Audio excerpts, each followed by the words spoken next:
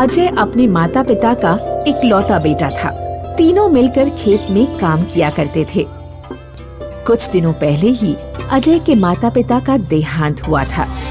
अजय अब इस दुनिया में अकेला पड़ गया था। माँ बाबा के जाने के बाद मुझे ऐसा लगता है जैसे मेरी जिंदगी में अब कुछ बचा ही नहीं है। मैं समझ सकता हूँ अजय, कितना अकेला पड़ गया हूँ मैं। घर संभालूं कि खेत, समझ नहीं आता। अच्छा, वैसे तुम्हारी गैस खराब हो गई थी ना, तुमने ठीक करवा लिया? नहीं यार, अभी इतने पैसे नहीं कि गैस ठीक कराऊं। सोच रहा हूँ कि एक चूल्हा बना लूं मैं अपने लिए। अजय अपने लिए एक चूल्हा बनाता है। बस खाना बन जाए इस चूल्हे में कुछ दिनों के लिए, फिर बाद में नया गैस ले लूंगा। अजय चूल्हे में खाना बनाने की कोशिश करते हुए कभी अपना हाथ जला लेता और कभी धुएं की वजह से खांसता रहता। अजय जला भुना खाना खाते हुए दिखता है।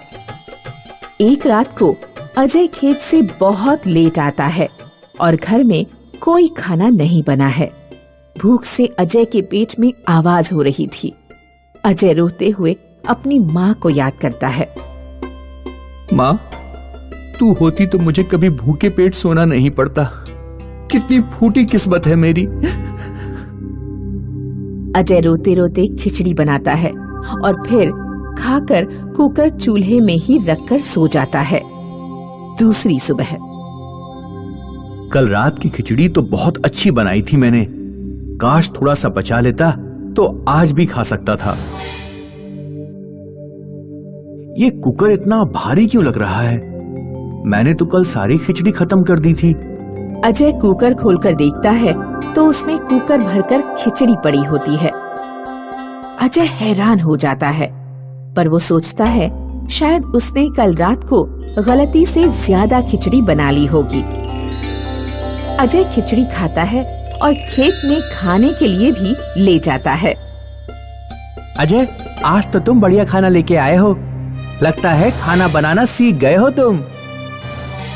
उस रात को अजय रोटी और सब्जियां बनाता है। सब्जी की कढ़ाई चूल्हे में ही रखी होती है। अजय खाना खाने के बाद जब कढ़ाई चूल्हे से उतारता है तो कढ़ाई फिर से सब्जी से भरी हुई है। आज तो मैंने इतनी सब्जियां बनाई ही नहीं थी। दूसरी सुबह अजय दाल बनाता है और बची हुई दाल गांव वालों में बांट देता है। अजय, मैं क्या सुन रहा हूँ? तुम गांव वालों में हर रोज खाना बांटते हो? कुछ दिनों पहले तो तुम्हारे पास गैस भरने के भी पैसे नहीं थे। एक राज की बात बताऊं? चलो मेरे घर।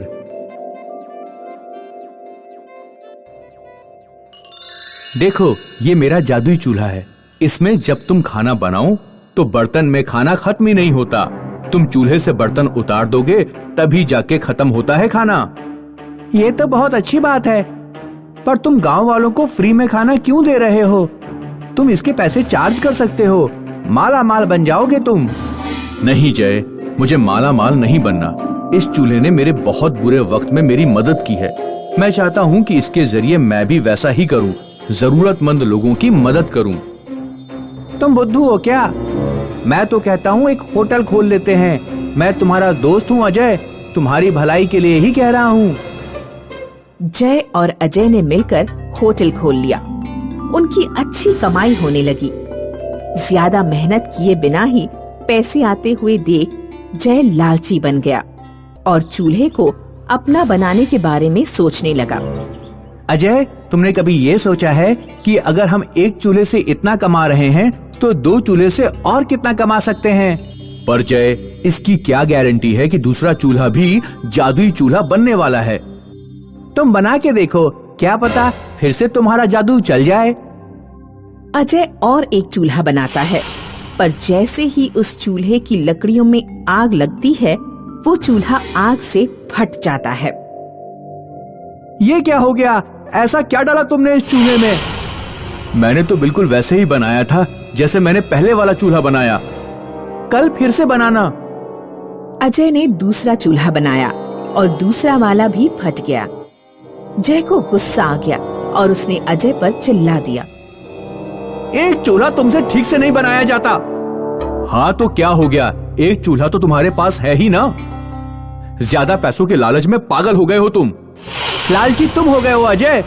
तुम नहीं चाहते कि मुझे दूसरा चूल्हा मिले, इसलिए तुम गलत किस्म का चूल्हा बना रहे हो। अजय वहाँ से उठकर बाहर चला गया। अजय ना तो लालची था, ना तो अपने पैसे जय से छुपाना चाहता था। उसने सोचा वो फिर से एक चूल्हा बनाएगा, पर ये आखिरी चूल्हा होगा। अगर ये भी आग से फट गया तो पहला चूल्हा जय को देकर खुद खेती को लौट जाएगा। अजय ने ठीक पहले के चूल्हे जैसा दूसरा चूल्हा बनाया और होटल में रखकर सो गया। ये अजय मेरे सारे सपनों पे पानी फेर देगा। इसके भरोसे रहा तो मैं कभी भी शहर जाके पैसे नहीं कमा पाऊंगा। जय ने देखा होटल के किचन में चूल्हा रखा हुआ है। उसने चूल्हा उठाया और अपने घर चला गया। दूसरी सुबह, अजय बेटा उठो, उठो अजय बेटा उठो। हाँ, क्या हुआ? जय गांव छोड़कर भाग गया है। क्या? जय का पूरा घर खाली है। वो अपना बोरिया बिस्तर बंद करके शहर की तरफ जाते हुए दिखा था, लोगों ने बताया।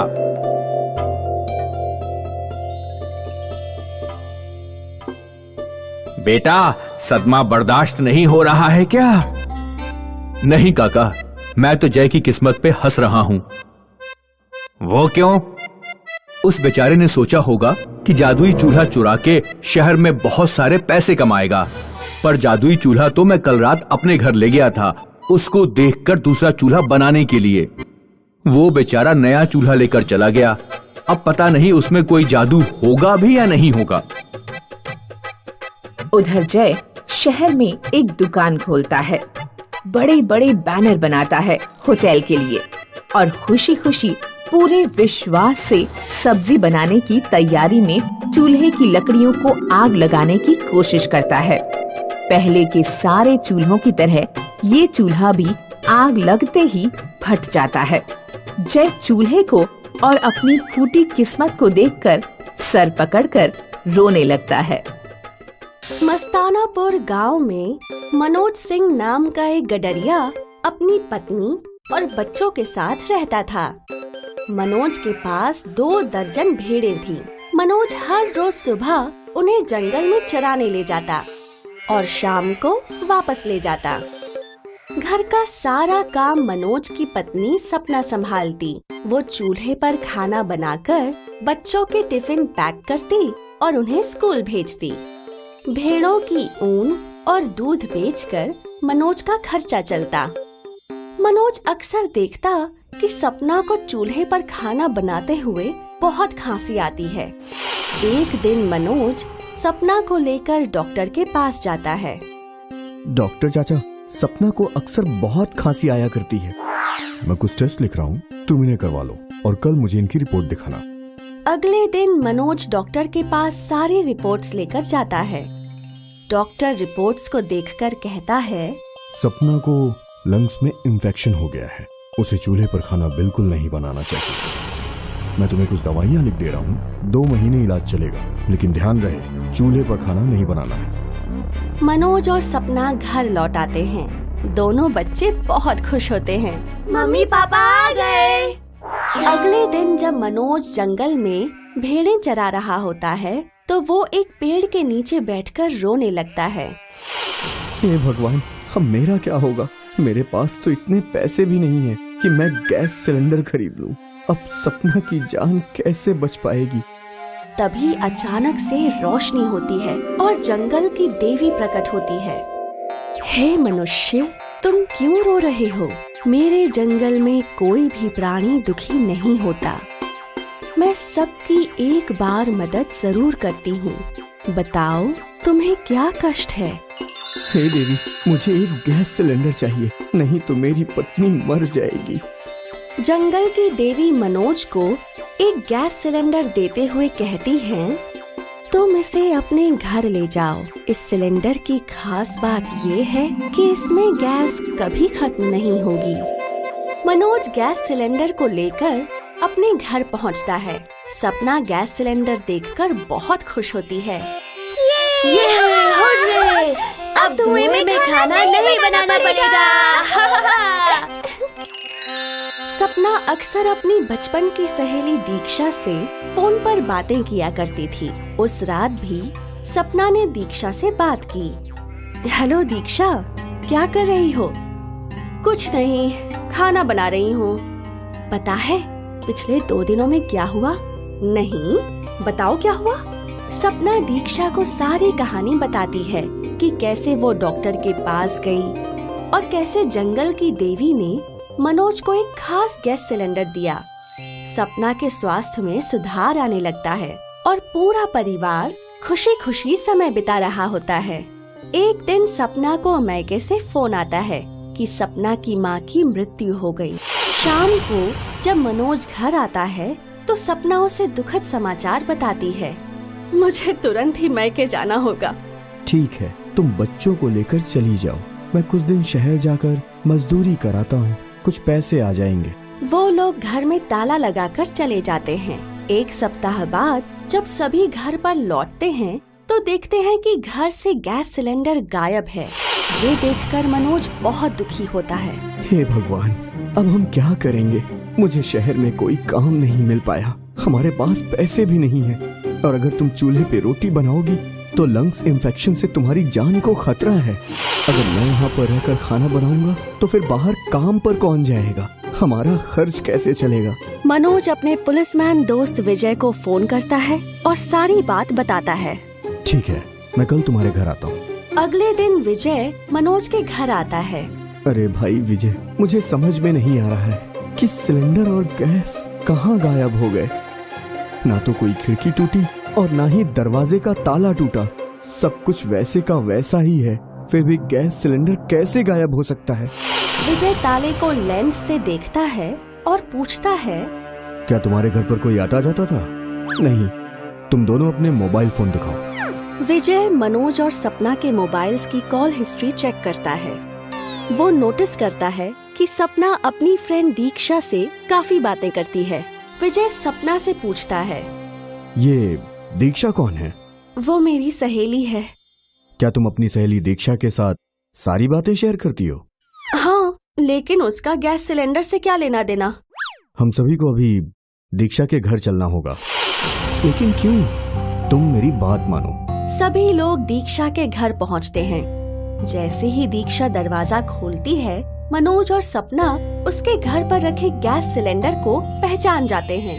अरे, ये तो हमारा ही गैस सिलेंडर है। दीक्षा बिल्कुल डर जाती है। दीक्षा, तुमने ऐसा क्यों किया? दीक्षा रोने लगती है और सारी बात बताती है। मुझे माफ कर दो सपना, मेरे घर पर सिलेंडर है लेकिन गैस बहुत महंगी पड़ती है। जब मुझे पता लगा कि तुम्हारे पास एक ऐसा सिलेंडर है जिसमें गैस कभी खत्म ही नहीं होती, तो मेरे मन में लालच आ गया और मैंने तुम्हारा गैस सिलेंडर चुरा लिया। लेकिन तुमने चोरी कैसे की? जब तुमने मुझे फोन पर बताया कि तुम अपने मायके में रुकी हुई हो, तो एक दिन मैं तुम्हारे गांव गई और तुम्हारे दरवाजे का ताला देखा। मैंने तुम्हारा ताला तोड़कर गैस सिलेंडर चुरा लिया और मार्केट से बिल्कुल वैसा ही ताला लाकर तुम्हारे दरवाजे पर लगा दिया। ऐसा कहकर दीक्षा रोने लगती है। विजय दीक्षा को चोरी के इल्जाम में गिरफ्तार करके पुलिस स्टेशन ले जाता है और सपना और मनोज गैस सिलेंडर के साथ वापस अपने घर लौट आते हैं और खुशी खुशी रहने लगते हैं।